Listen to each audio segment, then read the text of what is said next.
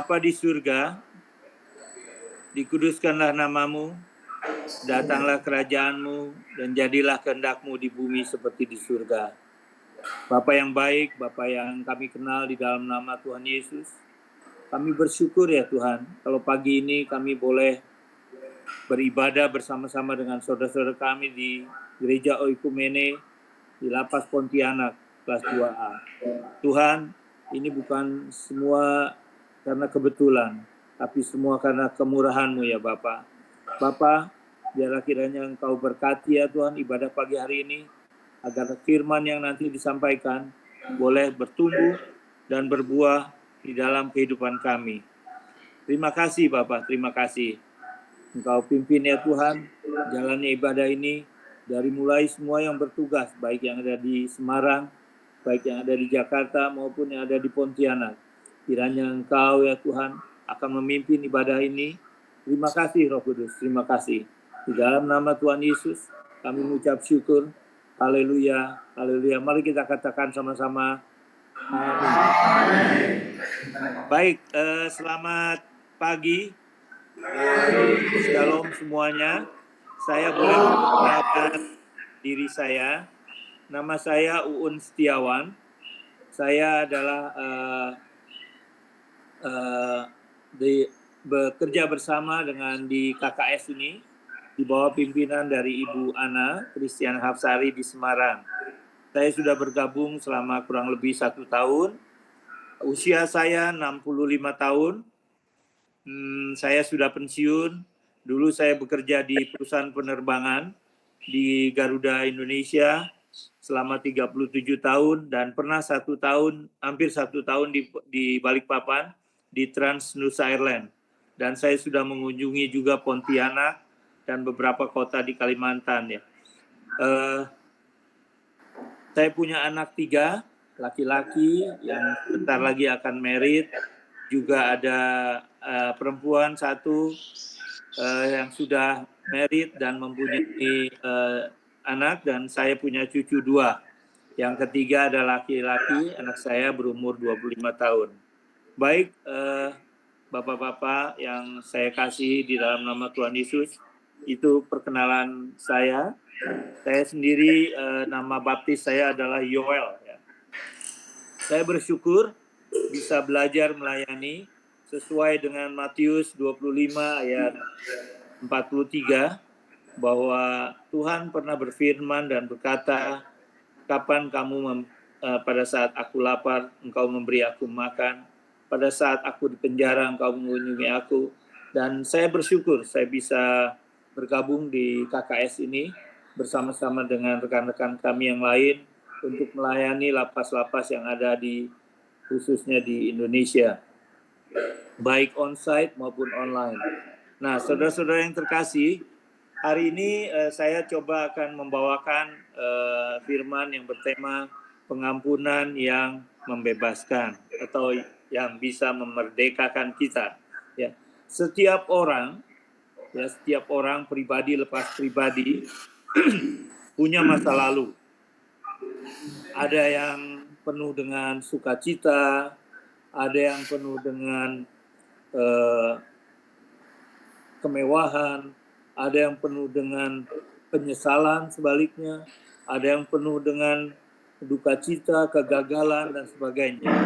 Tetapi satu hal di dalam Tuhan, bahwa jika kita percaya kepada Tuhan, kita memulai hidup yang baru. Kita semua baik, saya maupun saudara-saudara semua, kita pastikan bahwa kita punya pengalaman-pengalaman, baik maupun yang buruk. Ya, saya yakin bahwa saudara-saudara saya yang ada di Lapas 2 Pontianak ini punya juga pengalaman-pengalaman yang saya maksudkan tadi. Entah itu ada di situ karena difitnah, ditipu, dimanfaatkan oleh orang-orang yang tidak bertanggung jawab. Tapi satu hal, kita punya Tuhan Yesus, kita masih punya pengharapan ya.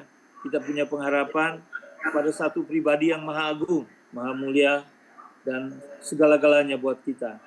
Sebagai orang yang percaya kepada Tuhan Yesus, Kristen itu memang bukan suatu agama ya. Yesus datang ke dunia tidak membawa agama. Dia adalah juru selamat. Dia adalah Tuhan yang reinkarnasi menjadi manusia. Dan dia hidup selama-lamanya. Disalibkan, dikuburkan, dan bangkit pada hari yang ketiga. Dan Tuhan berfirman, yang sangat populer ya di Yohanes 14 ayat 6, tidak usah ditampilkan. Akulah jalan, kebenaran, dan hidup. Tidak ada seorang pun datang kepada Bapa kalau tidak melalui aku. Saya mau ceritakan sedikit pengalaman saya. Pada saat saya married 37 tahun yang lalu, istri saya itu dari Kedar. Jadi sama sekali tidak percaya kepada Tuhan Yesus. Buat saya pada saat itu ada masalah, ya ada masalah ya tentunya. Tapi saya tidak pernah ribut masalah soal keimanan. Yang saya lakukan adalah hanya berdoa dan berharap kepada Tuhan yang hidup, yaitu Tuhan Yesus. Jadi kebetulan kami waktu itu saya ditugaskan di Australia dan di New Zealand hampir 9 tahun dari 90 sampai 97. Nah, pada saat kami married ya waktu itu anak-anak kami lahir di Darwin, Australia 2 orang, Rian dan Yasmin. Itu sudah diajarkan dengan ajaran mereka. Buat saya kecewa tentunya ada sebagai manusia kecewa. Tetapi saya tentu hanya bisa berharap kepada Tuhan. Bahwa saya yakin kita pun percaya kepada Tuhan karena kita sudah dipilih oleh Dia. Dan saya juga yakin bahwa suatu saat istri saya akan dipilih dan dimenangkan jiwanya oleh Tuhan. Dan setelah sekian lama menunggu, hampir 7 tahun waktu itu di New Zealand, saya sebagai kepala perwakilan Garuda di sana, Garuda Indonesia di New Zealand, di Auckland, istri saya bermimpi. Mimpinya itu yang saya baru saja sebutkan dalam ayat yang saya sebutkan di Yohanes 14 ayat 6. Dan dia bilang, waktu itu dia nggak sholat-sholat. Saya tanya, kenapa kamu nggak sholat? Dia seperti orang bingung gitu. Jadi di dalam beberapa hari dia diberikan mimpi, karunia mimpi. Dan dalam mimpinya itu dia bilang, saya ketemu dengan Nabi Isa. Ya mereka menyebutnya Nabi ya. Kalau buat kita adalah segala-galanya. Dia adalah guru, dia adalah Tuhan. Dan dia katakan dalam mimpinya, Tina anakku, akulah jalan, kebenaran, dan hidup. Tidak ada seorang pun sampai kepada Bapa. Istri saya nggak pernah buka Injil. Karena emang nggak boleh kan ya. Jadi tidak pernah baca Injil, tidak pernah mungkin mendengar ya dari TV, dari saya gitu ya. Kalau saya lagi ada ibadah atau apa gitu ya di rumah, dia itu pun dilarang saya gitu. Nah, waktu dia bicara seperti itu, dia tanya kepada saya, kok saya bukakan di Injil Yohanes 14 ayat 6. Dia kaget luar biasa. Kok bisa sama ya? Kok dia bisa bahasa Indonesia ya? Saya katakan dialah yang menciptakan bahasa. Dia yang menciptakan semua bahasa yang ada di dunia ini. Jadi itu adalah pengalaman luar biasa. Dan akhirnya singkat kata tahun 97 dia mau ikut ke gereja. Dan anak-anak saya yang sudah ikut 2 orang, waktu itu masih kecil-kecil, umur 5 tahun dan umur 3 tahun, akhirnya boleh ikut ke gereja dan puji Tuhan, haleluya, sampai dengan saat ini, bahkan imannya sangat luar biasa. Dan dia juga ikut di KKS, ya komunitas keluarga kerajaan surga bersama saya. Nah, saudara-saudara terkasih, itulah dahsyatnya Tuhan kita. Akhirnya bisa dimerdekakan. Kenapa? Karena Tuhan Maha Pengampun. Tuhan itu sangat-sangat mengampuni ya. Jadi jangan menganggap remeh bahwa pengampunan itu kenapa bisa memerdekakan. Ada 2 sisi dari pengampunan ini. Dari sisi satunya, kita selalu minta pengampunan daripada Tuhan. Jika kita diampuni, kita akan sangat merasa lega sekali ya. Kita akan merasa bebas sekali. Dan sebaliknya, kalau kita mengampuni orang yang salah sama dengan kita, kita pun akan merasa dibebaskan.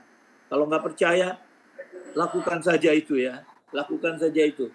Kalau disuruh mengampuni gimana Pak? Kan susah, kita udah dihianatin, difitnah, dirugikan, apalagi ada masalah materi atau keuangan, atau masalah gengsi atau apa ya? Saya katakan di sini bahwa jangankan untuk mengampuni, Pak. Malah kita melakukan dendam, kebencian, kepahitan. Itu yang salah dalam hidup kita. Nah, mari kita belajar sama-sama.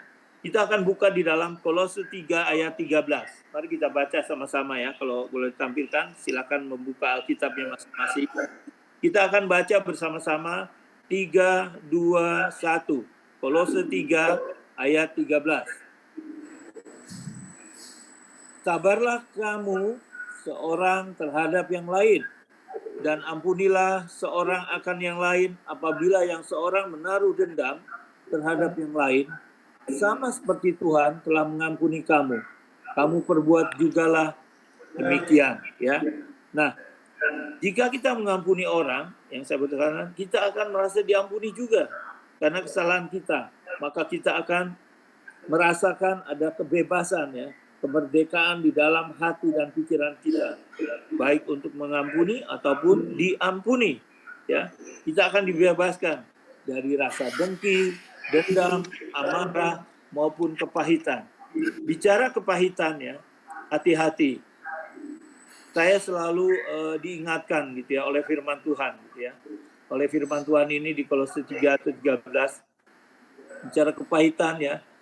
Itu setiap kita pagi bangun tidur, apa yang kita lakukan? Kita doa. Kadang-kadang ya doa yang simpel, misalnya doa Bapa kami, atau doa apa saja ya. Tetapi itu hanya sekedar doa. Kita lupa, kita menjaga hati dan pikiran kita. Nah, kita harus benar-benar belajar mengikuti teladan daripada Tuhan Yesus. Mari kita buka ya di Matius 6 ayat 14 sampai 15. Matius 6 ayat 14 dan 15. 3, 2, 1. Karena jikalau kamu mengampuni kesalahan orang, Bapamu yang di surga juga akan mengampuni kamu juga. Tapi jika kamu tidak mengampuni orang, Bapamu juga tidak akan mengampuni kesalahan. Ya, ada amin, saudara? Amin ya, puji Tuhan ya. Jadi ingat ya, gampang Pak Un kalau ngucapin ya, baca firman gampang, mengampuni orang seperti Matius 6, 14, 15. Tapi melakukannya gampang nggak? Susah, sangat susah ya. Karena apa? Karena kita masih berpikir dengan cara pikir kita. Dengan cara berpikir kita lupa gitu dengan apa yang dilakukan Tuhan terhadap kita. Doa Bapa kami mengajarkan ya, Bapa kami yang di sorga, dikuduskanlah namamu, datanglah kerajaanmu, ampunilah ketika kami menyiksa, seperti kami sudah mengampuni orang yang bersalah kepada kami. Itu kita ucapkan tiap hari ya dalam doa, seperti mantra gitu. Tapi kita nggak pernah. Jangankan begitu, disenggol dikit, mukul. Disenggol dikit, marah. Ya apalagi saya bisa mengerti sekali kondisi dari bapak-bapak semua yang ada di sana ya. Tapi percayalah bahwa jika kita belajar dari firman Tuhan, jika kita melakukannya, maka kita akan dibebaskan. Ya, kita akan merasa diampuni, sudah diampuni. Mari kita lihat juga di dalam Lukas 23 ya, ayat 42 dan 43. Jadi dari pelajaran ini kita bisa mengambil satu kesimpulan ya. Tuhan melihat hati kita. Tuhan melihat hati kita yang bertobat. Ingat waktu Tuhan Yesus disalib, di sebelah kanan dan di sebelah kirinya juga ada penjahat yang disalib. Yang sebelah kirinya mengatakan kepada Tuhan Yesus, malah menghujat ya, jika kamu anak Allah, kenapa kamu nggak bisa membebaskan diri? Malah dihujat, diolok-olok sedemikian rupa. Dan yang sebelah kanan beda ya. Yang sebelah kanan di dalam Lukas 23, 22 ayat 43 katakan di situ ya. Lalu ia berkata, Yesus, ingatlah akan aku apabila engkau datang sebagai raja. Kata Yesus kepadanya, aku berkata kepadamu, sesungguhnya hari ini juga engkau akan ada bersama-sama dengan aku di Firdaus. Nah, cerita seperti ini itu bukan cerita belaka ya, tetapi kejadian benar. Dan itulah Tuhan kita gitu ya. Begitu hebatnya, begitu jahatnya orang itu. Kedua-duanya jahat ya, dua-duanya itu dulu kalau orang yang disalib itu benar-benar sudah hukuman yang paling berat lah ya, karena hukuman mati. Tetapi Tuhan begitu baik ya, bahkan dia menjamin kepada yang satunya itu, yang penjahat yang bertobat itu. Nah, makanya dari sekarang kita mulai untuk belajar bertobat, termasuk untuk saya ya. Jadi kalau saya membacakan firman seperti ini, saya akan berintrospeksi dulu untuk diri saya, bukan untuk bapak-bapak dulu. Jadi sebelum ini tiap hari pun saya demikian.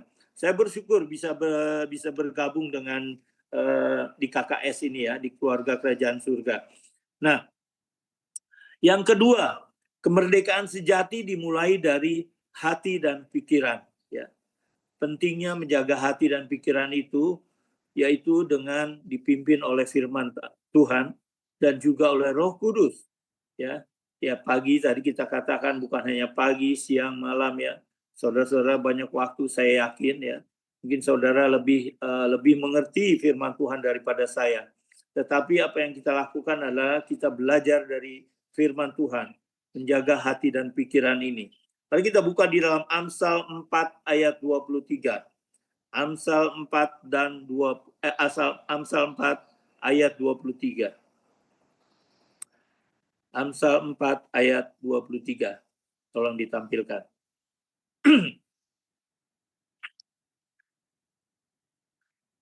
Amsal 4 ayat 23.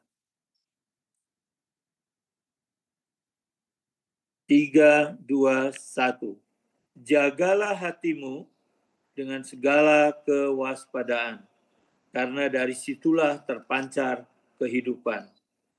Ya, jadi luar biasa apa yang dinasihatkan oleh Salomo di dalam Amsal 4 dan 23. Mari kita buka juga di dalam Filipi 4 ayat 7. Filipi 4 ayat 7. Filipi 4 ayat 7. 3, 2, 1. Damai sejahtera Allah yang melampaui segala akal akan memelihara hati dan pikiranmu dalam Kristus Yesus. Amin ya. Jadi kemerdekaan sejati atau kebebasan seutuhnya itu dimulai dari hati dan pikiran kita. Ya, saya sangat bersyukur ya. Saya diingatkan oleh firman Tuhan ini setiap saat. Jadi dari mulai kita bangun tidur, apa yang kita perkatakan, bukan berarti saya tidak pernah ada masalah ya.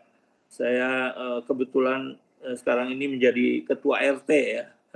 Saya belum ada kesibukan lain dalam pekerjaan, dan sering kali ya tidak gampang juga. Setiap warga pasti punya masalah, tapi saya berusaha untuk belajar dan berdoa dan belajar mengampuni, ya, belajar meminta maaf kalau memang kita masih berkurang ya. Itu tiap hari ya kejadiannya ya. Sampai untuk mengurusi warga itu tidak mudah dengan 50-65 orang begitu, 65 warga. Nah, seseorang bisa saja berada di tempat yang sempit ya. Saudara-saudara berkata, oh iya Pak, saya kan di lapas ini memang sangat terbatas ya. Tapi bukan berarti bahwa sebagai warga binaan ya di sana, itu sempit semua dalam pemikiran, tidak ya. Justru dengan keadaan yang ada sekarang ini, mari kita belajar. Dan pasti saya yakin kalau Anda benar-benar gitu ya, kita ya termasuk saya, belajar membaca firman Tuhan, dipimpin oleh Roh Kudus ya tiap hari, pasti punya damai sejahtera. Damai sejahtera untuk hati dan pikiran itu sangat-sangat penting ya.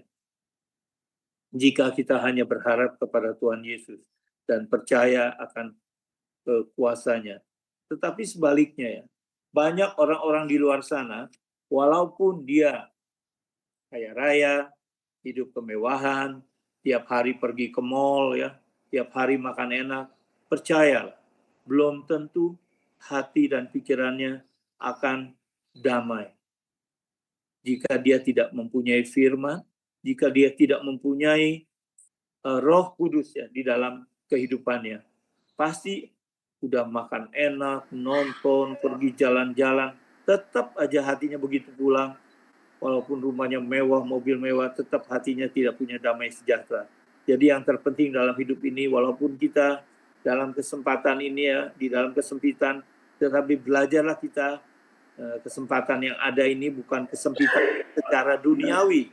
Kalau manusia duniawi itu kesempatan dalam kesempitan itu artinya negatif ya. Misalnya maaf ya, melakukan mencuri, melukai orang lain dan sebagainya. Tetapi kalau kita kesempatan dalam kesempitan di dalam Tuhan, di dalam pimpinan Roh Kudus, itu adalah suatu yang sangat luar biasa, yaitu kita bisa mengolah hati kita, mempunyai damai sejahtera yang daripada Tuhan ya. Nah, yang ketiga, tadi yang mempunyai hati yang bertobat, yang kedua menjaga hati dan pikiran, yang ketiga ketika hidup kita benar-benar sudah merasa terpuruk, apa yang kita lakukan? Yang pertama tentu minta pengampunan kepada Tuhan. Minta pengampunan kepada Tuhan Yesus gitu ya, dan Tuhan Yesus sanggup mengampuni kita. Yang kedua, ketika ada orang lain yang bersalah kepada kita, mari kita belajar memaafkan. Saya rasa saudara mau ya, ada amin saudara? Ada amin? Ya, saudara belajar untuk mengampuni. Memang susah Paun ya, mengampuni orang itu, apalagi dia udah melukai kita, memfitnah kita, ya merugikan kita. Tapi mari kita belajar ya untuk mengampuni orang tersebut ya. Kita buka dalam Efesus 4 ayat 32. Efesus 4 ayat 32. Mari kita buka Alkitab kita. Efesus 4 ayat 32. 3, 2, 1. Tetapi hendaklah kamu ramah seorang terhadap yang lain, penuh kasih mesra dan saling mengampuni, sebagaimana Allah di dalam Kristus telah mengampuni kamu. Jadi itulah yang diajarkan oleh Tuhan ya buat kita, bahwa kita harus belajar untuk mengampuni siapa saja ya. Nah, ada beberapa kisah ya di dalam Alkitab. Di dalam Alkitab yang paling nyata mungkin saudara juga sudah tahu semua, yaitu kisah Nabi Yusuf ya. Kalau kisah Yusuf ini luar biasa ya. Dari kecil, dari 12 anaknya Yakub ya, dia nomor 11, di bawahnya Yusuf ada Benyamin, yang satu ibu ya dengan Yusuf. Itu Yusuf diberikan karunia yang luar biasa oleh Tuhan, yaitu karunia mimpi. Dari kecil dibenci oleh saudara-saudaranya, bahkan ingin dibunuh ya karena lain ibu juga ya dengan 12 saudaranya itu. Tetapi Tuhan selalu menyertai Yusuf. Akhirnya saudara-saudaranya sepakat ya, kalau kita baca di Alkitab, kita jual saja, dimasukkan ke dalam sumur, dan setelah itu diambil, dijual kepada saudagar pedagang dari Jazirah Arab. Lantas dibawa ke Mesir sebagai budak. Di Mesir dia difitnah karena dia memang elok rupanya ya, sangat dari semua saudaranya yang ada, yang laki-laki, dia itu yang paling cakap gitu, yang paling cakep gitu ya. Dan dia diganggu oleh istri dari Potifar di Mesir, sebagai petinggi, salah seorang petinggi di Mesir, difitnah sampai dia dimasukkan penjara.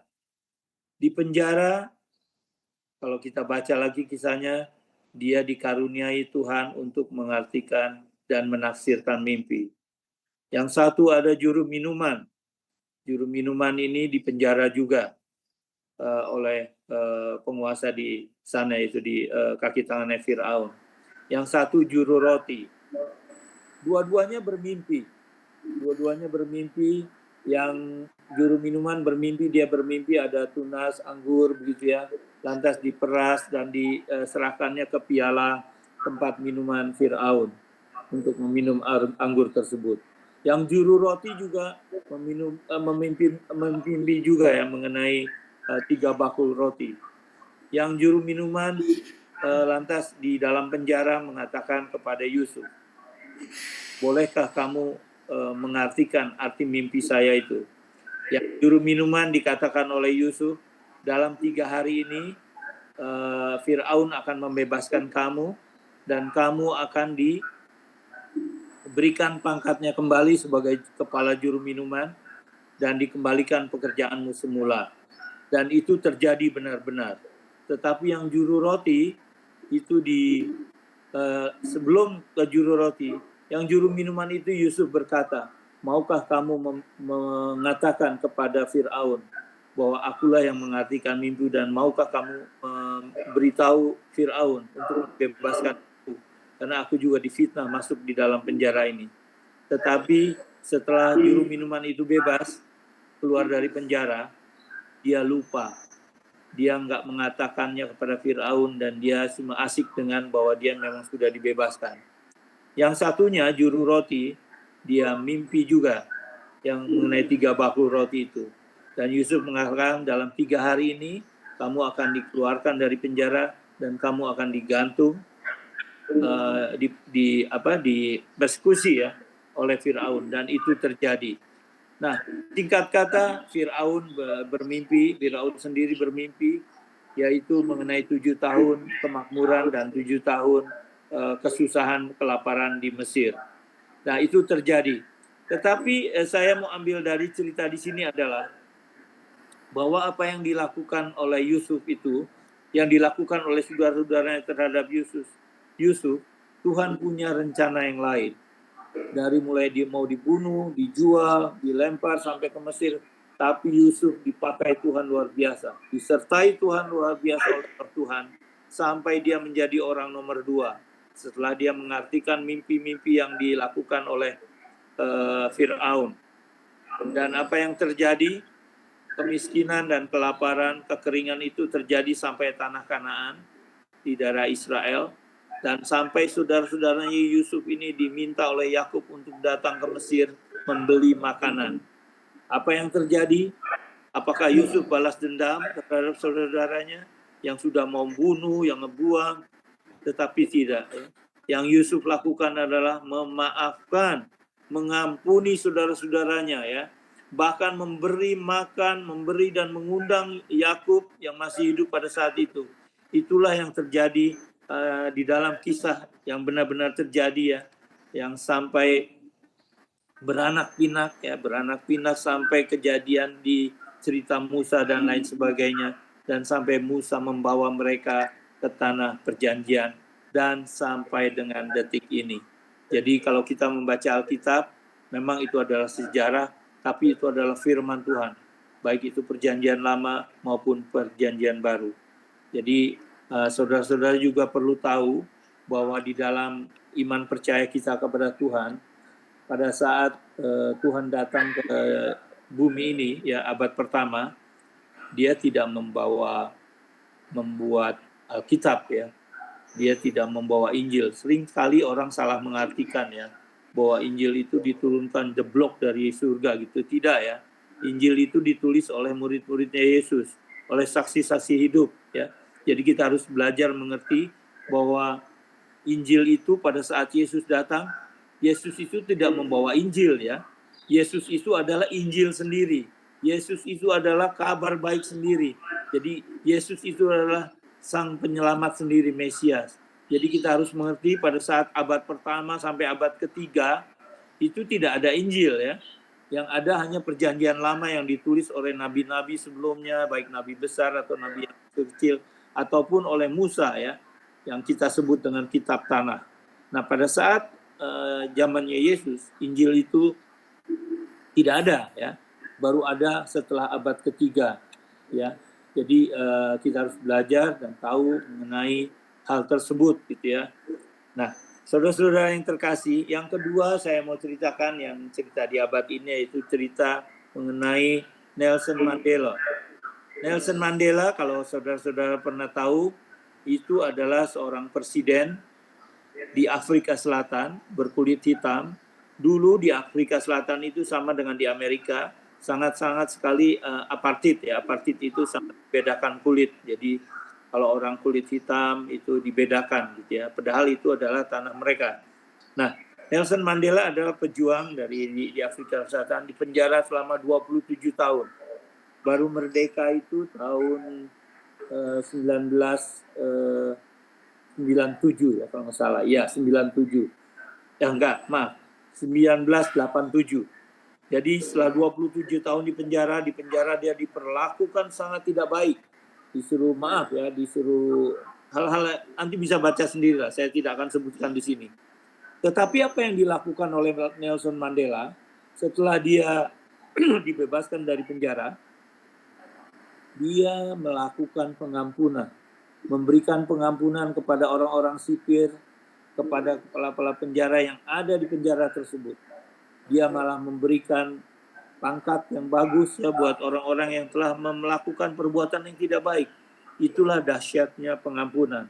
Nah, mari saudara-saudara kita belajar seperti contoh-contoh kisah ini ya. Tadi sudah dikatakan cerita mengenai Yusuf yang mengampuni saudaranya, Tuhan Yesus yang memberikan pengampunan kepada penjahat sehingga pada saat itu juga penjahat itu sudah di Firdaus bersama-sama dengan Kristus. Dan juga mengenai cerita Nelson Mandela. Bicara soal Nelson Mandela, saya kebetulan pernah bertemu dengan beliau waktu saya dinas tahun 90-95 di Darwin, Australia sebagai kepala perwakilan. Beliau datang dari Indonesia ke Darwin dan saya minta ditandatangani dengan baju putih gitu ya. Saya bawa spidol, saya bilang, Mr. President, I would like you to sign your signature in my shirt gitu ya. Tapi sayang baju itu hilang, saya bertemu langsung dengan beliau.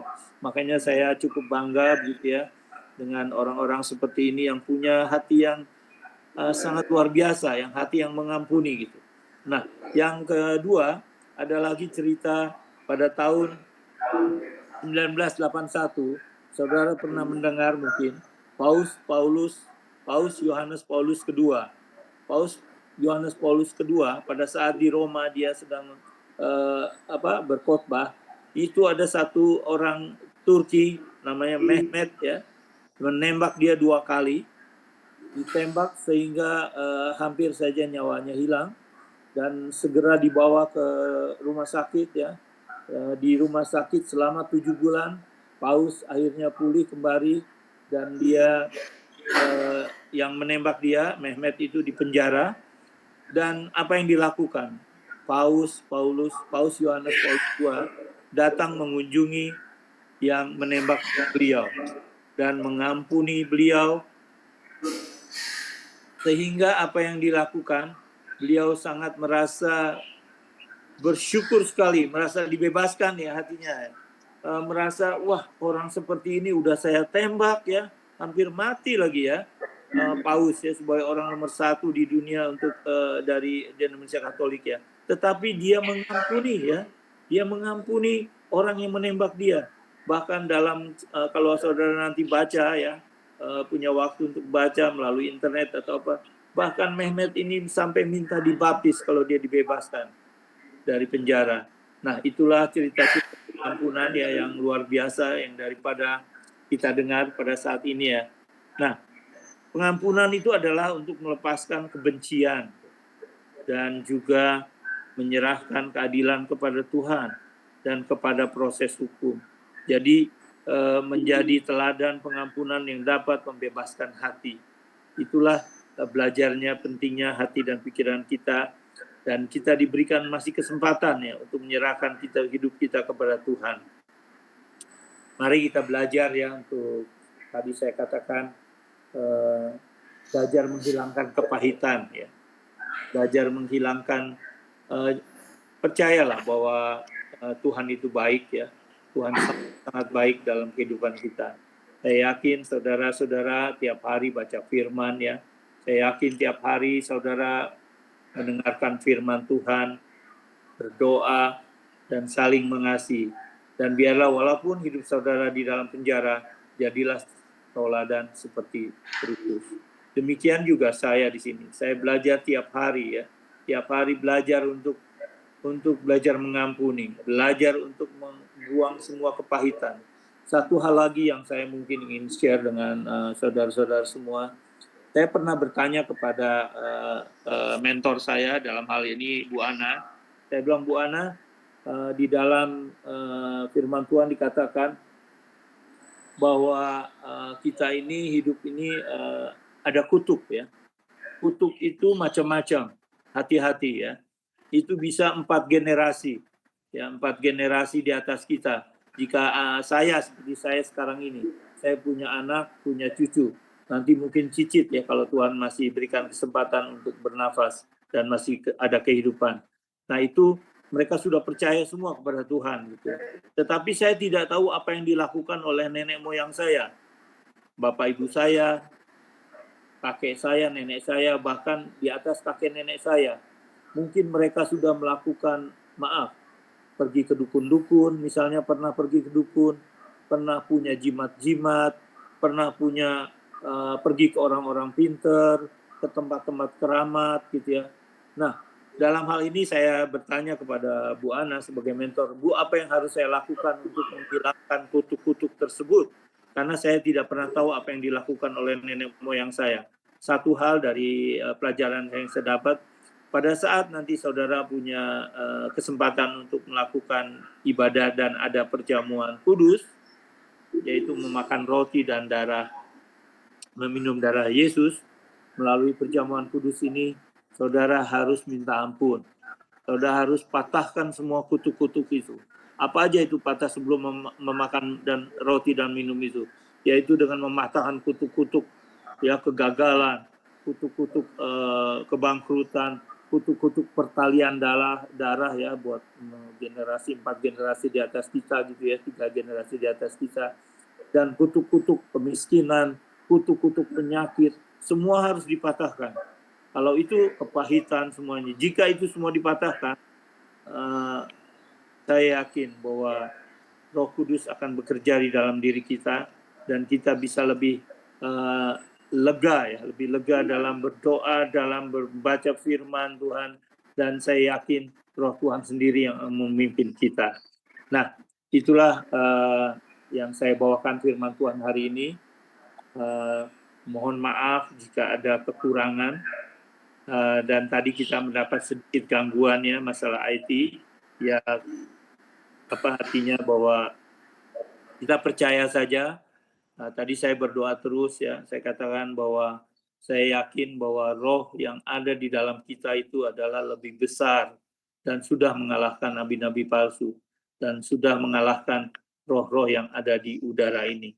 Jadi kita berperang itu bukan melawan darah daging, tiap hari kita, hati dan pikiran kita itu, dan roh kita melawan kuasa-kuasa jahat. Demikian yang saya boleh bawakan warta firman hari ini. Mohon dimaafkan jika ada kekurangan dari pembawaan pewartaan firman hari ini. Nah, saudara-saudara yang terkasih, demikian perjumpaan kita hari ini, dan saya minta kita bangkit berdiri, kita berdiri semuanya ya, kita mau berdoa, kita percaya kepada Tuhan bahwa Tuhan itu sangat baik. Saya akan berdoa buat saudara-saudara semua. Mari kita tundukkan kepala. Bapa kami yang di surga, terima kasih ya Tuhan. Kalau pada pagi hari ini saya bersama saudara-saudara kami yang ada di Gereja Ekumene Lapas 2A Pontianak untuk mendengarkan sebagian daripada firman-Mu. Tuhan, biarlah kiranya firman ini boleh bertumbuh dalam hati kami masing-masing dan boleh berbuah-buah yang banyak ya Tuhan. Kami percaya Tuhan bahwa hidup kami ini luar biasa di bawah tangan-Mu ya Tuhan. Kami percaya Tuhan Yesus, Engkau sudah memberkati kami semua. Bapa di surga, Engkau berkati juga ya Tuhan untuk keluarga-keluarga dari saudara-saudara kami yang ada di rumah. Engkau yang akan mencukupi segala kebutuhannya. Jika mereka dalam keadaan yang sakit Tuhan, Engkau yang menyembuhkannya Tuhan. Dengan darah-Mu Tuhan, Engkau sudah sembuhkan mereka semuanya. Jika mereka Tuhan penuh dengan kepahitan, Engkau yang akan memberikan Tuhan kelegaan di dalam hati mereka. Terima kasih Bapak, terima kasih. Kami juga berdoa ya Tuhan pada saat ini ya Tuhan, buat kepala lapas yang ada di Pontianak ya Tuhan. Engkau berkati keluarganya ya Tuhan, semua petugas yang ada di sana ya Tuhan. baik yang percaya kepada Engkau maupun yang belum percaya kepada Engkau. Engkau berkati dalam kehidupannya, Bapa. Terima kasih Tuhan Yesus, terima kasih.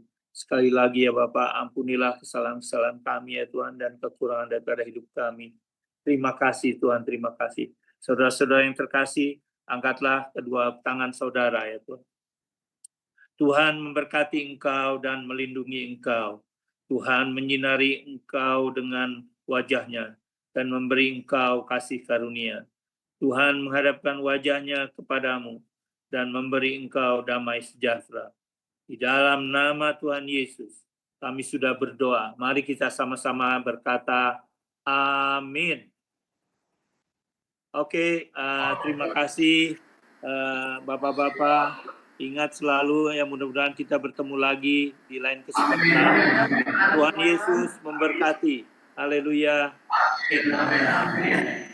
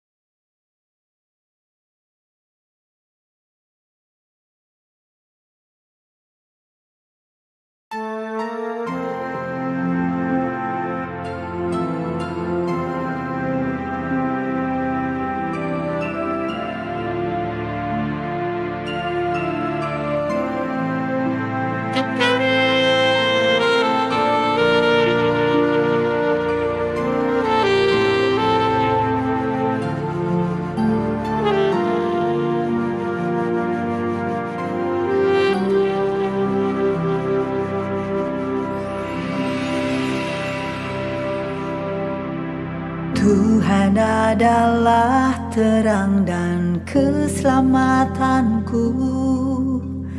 Pada siapa ku harus takut? Tuhan adalah benteng di dalam hidupku. Pada siapa aku harus gentar? Satu hal telah ku pinta kepada Tuhan, itulah yang ku ingini, diam di rumah Tuhan seumur hidup, menyaksikan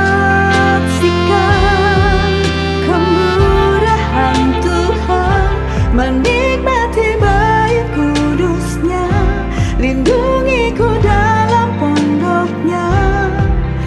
Saat bahaya menghampiriku, di kemahnya Dia sembunyikanku, angkatan tegakkanku, mengatasi musuhku.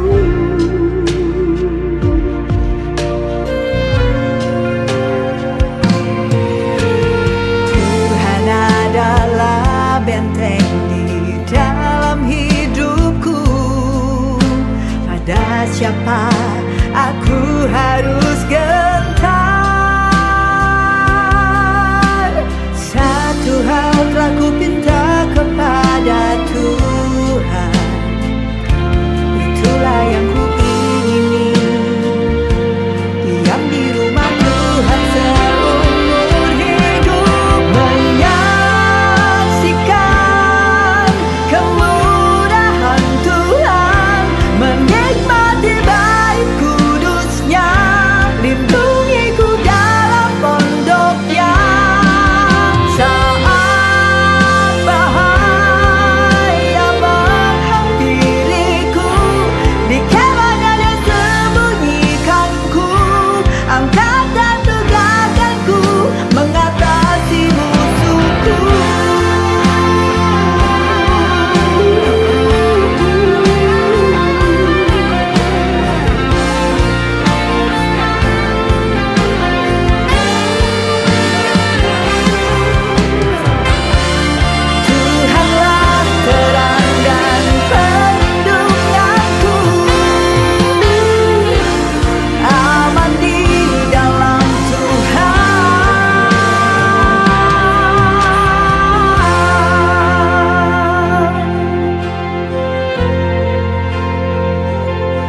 kemahnya dia